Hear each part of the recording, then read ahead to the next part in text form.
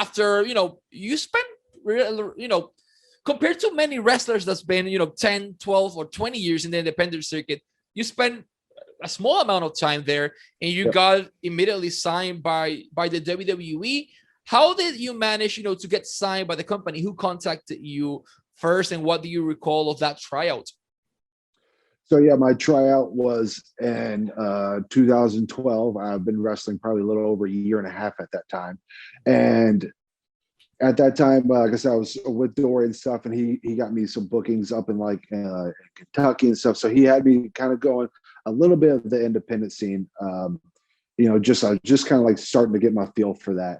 And I ended up getting a tryout. Jerry Briscoe came to one of our shows and stuff like that. So he saw a match with me and this other opponent. And after that, he said, "Yep, I'll put your name in. We'll get you a tryout." I had a tryout there at the old FCW arena. The Performance Center wasn't being built yet, and so we had the tryout. It was a 4-day tryout there in Tampa, and that was just, there were 75 people there, and I want to say that's where I met Buddy Murphy. It was at that tryout. That's where me and Buddy kind of kicked it off. Sparked with having friends, because at that tryout, out of the 75, there was one contract being guaranteed, and at the end of the tryout, Buddy Murphy was the one that got the guaranteed contract that he was getting signed. And so after the trial, they said they will be contacting you here the next couple of months, something like that. And then it was December of that year, of 2012. I got an email from Canyon Seaman and a call, and saying like, "Hey, we were going to start the hiring process with you," and stuff like that. So congratulations. And at that time they were looking for, I was told that they were kind of looking for people that could wrestle, but they kind of wanted a homegrown. They weren't looking for so much independent. They kind of wanted people to grow up in their system a little bit. So it was almost a right place, right time type thing, where I had knew just enough wrestling to where I didn't involve any bad habits or anything like that. And so they, I had a look that they liked and stuff like that. So I was able to get hired by them. And then I started with NXT. It was July 8th of 2013, the very first day of the Performance Center opening up. And that's when we reported, and I want to say there was about 6 of us that were from that tryout that were signed. So who were the 6 people that were signed that day? Was Buddy Murphy, you? It was me, Buddy Murphy, Sammy Callahan, okay. Sammy Callahan, and then there was 3 other athletes. I want to say about a month later. I mean, he didn't report at that time, but I want to say about a month or 2 later, LA Knight reported there at the Performance Center for the first time. And I want to say that was probably about Simon Gotch. Yep, Simon. That was another one. Simon Gotch. He was another one that was a part of my tryout, and another one that I hit it off with, and we started at the same time. And he was another one that got signed as well. So yeah, it's about 4 or 5 wrestlers there, and I want to say there was probably about 4 or 5 other athletes and other people from different professions. Perfect. I'll translate this. Wesley me cuenta, y es bastante interesante. Él llevaba 1 año y medio en la industria, relativamente corto, y Gerald Briscoe, va a ver una de sus luchas. Normal. Y le dice, voy a poner tu nombre, I'm going to put your name en este tryout, y así que lo llaman, lo contacta WWE, 2012, tiene su tryout, ahí de hecho conoce a Buddy Murphy por primera vez, y en ese tryout todo estuvo excelente, filman a Buddy Murphy rápido, y a él le dicen, danos unos meses, vamos a empezar a contactarlos para el feedback. Canyon Seaman lo contacta, y Seaman Canyon, y le dice, mira, nos interesa, queremos construir luchadores, no queremos tanta gente experimentada, queremos construir gente en nuestro sistema. Felicidades, eres parte del roster de WWE. Y así él ingresa. Eso fue en diciembre del 2012, y en julio 8 del 2013 tiene su primer día y se reporta a lo que es el Performance Center de la WWE, porque ese día abrió. Anteriormente el tryout se lo hicieron en la arena de FCW, que era donde hacían todo, pero ya en 2013 o en 2013, como él dice, fue todo en NXT. Y de su clase firmaron como a 5 personas. Estaba Solomon Crowe, que ahora es Sami Callihan, estaba Simon Gotch, estaba LA Knight, que también era Eli Drake, está Buddy Murphy y Wesley Blake, todos de la misma clase, lo firmaron y fue toda una experiencia bastante interesante. What do you recall of your first days working on NXT? Because you were part of this initial class at the Performance Center. It was wild, just because they had so much media there, of course, opening the Performance Center and stuff like that. And so you had the media, and they were showing, of course, this multi-million-dollar facility where, you could start getting trained and stuff. And they were also doing NXT tapings. So they had a bunch of media around the NXT tapings. And it was just like a new wave was coming in, because they wanted to have better live events. They wanted a better setup. So we were having to learn how to set up lights and set up. So it was just like for the first 2 or 3 weeks, it was very much, continuously nonstop going, because I want to say the media stuff was there for at least 2 weeks. So, you would be at the Performance Center 8 o'clock that morning, and sometimes you wouldn't leave till later on that night. Just from the media being there, and you, of course, training, and then, of course, you getting a workout and stuff like that, and then you getting called over to Full Cell, and people were just getting pulled from all different directions, and they were just trying to get as many eyes on the Performance Center as they could, because that was WWE NXT's like little pride and joy, and which was a big, beautiful structure that they built, and that was able to help so many superstars in there. And so the first, probably the first month was just crazy scheduling. You didn't know, you would show up early, kind of leave late type thing, and just like learning the ropes, as all the media and stuff is, you're still, a guy that had to, go to live events and set up rings and, watch matches and do other things. So you're kind of a man of multiple hats. If they're told, if a media was coming, they're like, hey, we need you to go into the green room and cut a promo, or hey, we need you to go into the weight room, we need you to lift some weights. So you were kind of getting pulled from all different directions. And so it was just a whirlwind when you first got there. And then, it will probably didn't settle down until probably after about a month after the Performance Center opened. Perfect. I'll translate this. It's actually really interesting, because at least I didn't know that's how it worked before. Let me translate this. En el caso de Wesley Blake, en aquel momento era Wesley Blake, nos cuenta que él empieza en esa primera clase del Performance Center, y en ese primer día todo estaba lleno de media, todo estaba lleno de medios de comunicación. Tenías entonces a un lado haciendo ejercicios, tenías al otro lado atendiendo media, después de momento te metían al green room a hacer promos y a hacer diferentes cosas y a grabar video. Era una locura. Entraba bien temprano, extremely early, te ibas bien tarde, you get out extremely late, y era bastante complicado el proceso, era fuerte, era bastante arduo, pero esos eran los primeros días, y así era que funcionaba. Ese primer año en el Performance Center, mucho trabajo, trabajo constante con todo el mundo, y la idea era esa misma, como él menciona, tratar de perfeccionar a cada uno de ellos e ir construyéndolos poco a poco dentro del mismo sistema de NXT. You mentioned that you met Murphy at the tryout, but who decided to pair you up with him once you made your debut in NXT?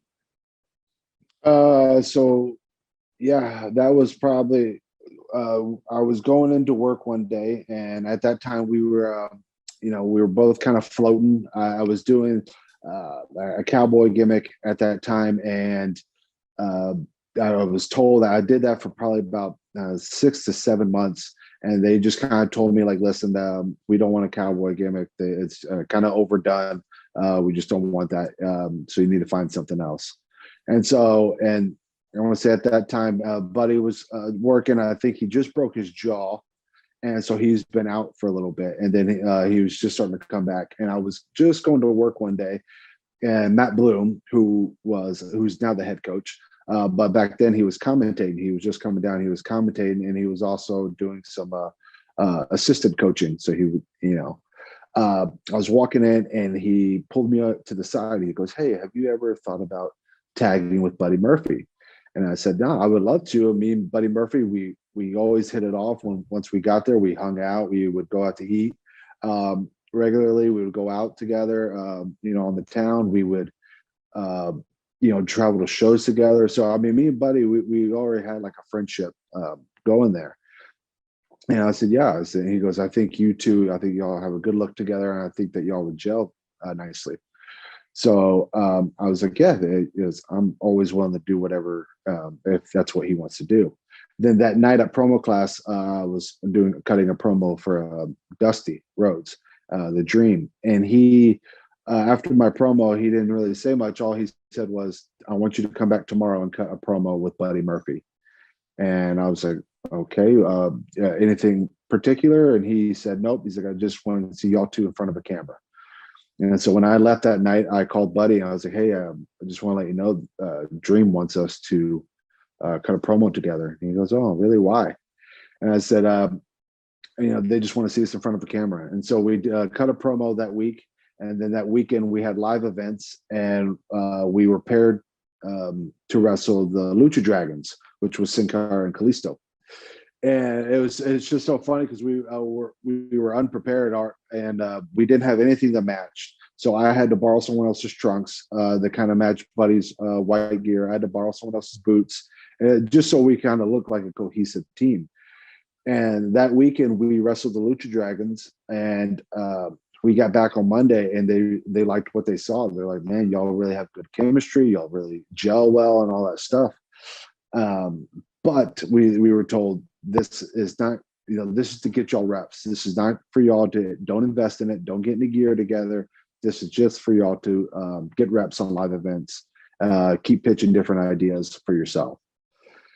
So after that, Buddy and I took it upon ourselves, like, "You know what? How about we try to make this work?" And me and him went out and got gear together.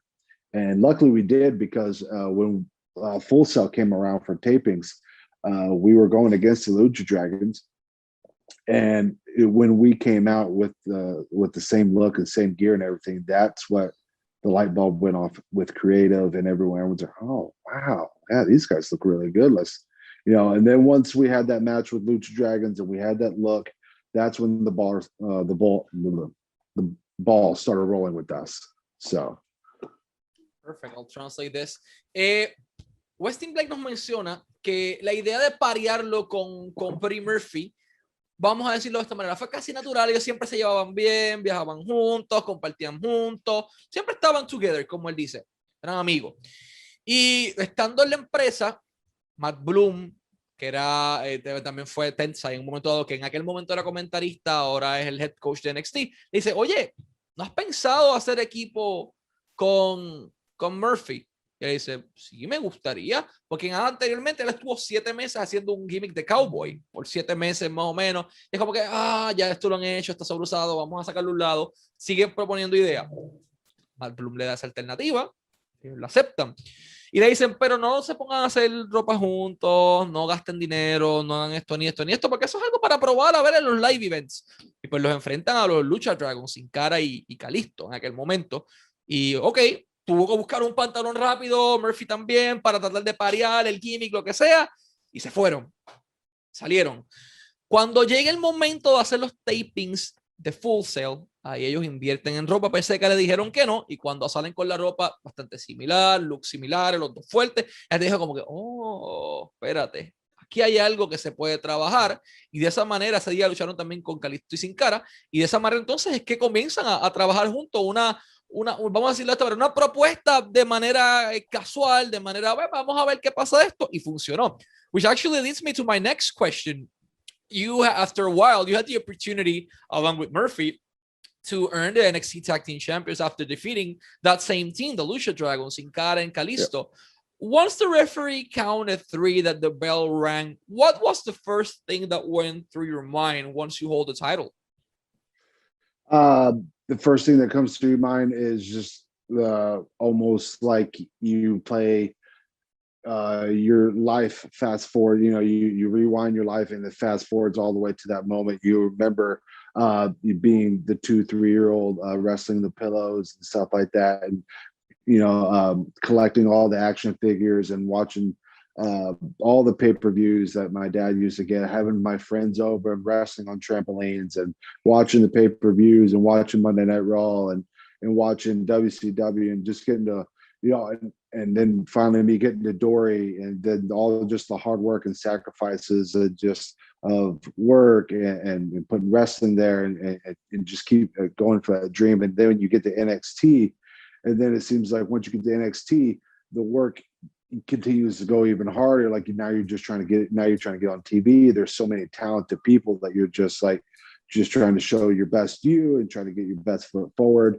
And it was just like very hard of trying to get on TV. You had to have, everything, match up correctly. So when that moment happened, you just have all that emotion from when you're 2-3 years old and all that passion, and it just over the, let's say the 26, 27 years of my life at that time, all came flooding in, and it was a very proud moment, and it was very special. And it was very special that I get to share it with a friend of mine, that we met at a tryout, and then we had shared trials and tribulations through NXT of us working and very hard on live events and training together and just kind of pitching ideas and us sharing our frustrations, sharing what we like, and just trying to that's the great thing about tag team wrestling. You have a brother there that you can go to and tell them your frustrations and your passions and what the loves and stuff like that.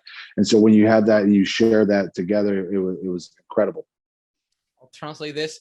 Cuando él gana el campeonato, él gana los campeonatos en parejas de NXT con Buddy Murphy, derrotan a Kalisto y Sin Cara, 1, 2, 3, suena la campana, que es lo primero que viene a su mente, todo este rewind de su vida, después pasando a fast forward, desde que empezó a ver lucha con su papá en Texas, los Bonetics, ver ahí también a los Funks con su familia, hacer las movidas con su hermana, ver Monday Night Raw, ver WCW, todo esto, entrenar por primera vez, trabajar fuerte, para entonces llegar a ese momento peak en tu carrera. Es como, wow, y ganarlo con un amigo como lo es Buddy Murphy, que fue una persona que también hizo muchos sacrificios con él.